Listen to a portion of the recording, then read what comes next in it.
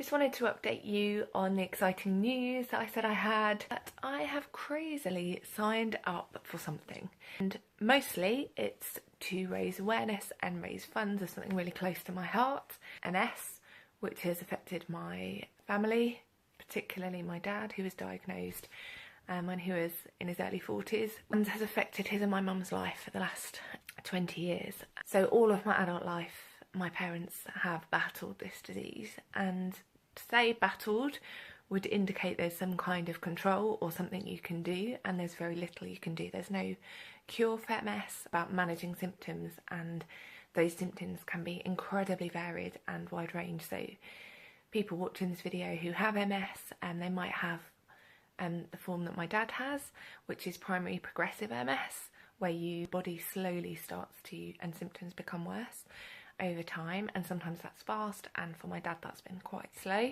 And then other people have relapsing remitting MS, and people can have other symptoms associated with that. So lots of people with MS, whichever version they have, fatigue is a huge symptom. It affects mental health, it affects your just general well-being, it affects your ability but your freedom to just live a normal life and do things that other people take for granted.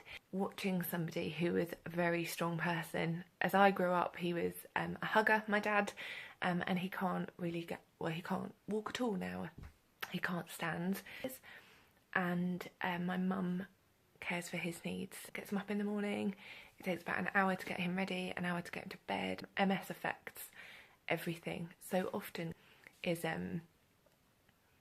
battle, and it's difficult, and it's hard for him to need care, and it's hard for my mum to give care. You can't change the situation, you can't make it different. So yeah, watching my dad go from being very, very able, very strong, into DIY as a student, him and his friends cycled from St Neots, where we grew up, to Land's End.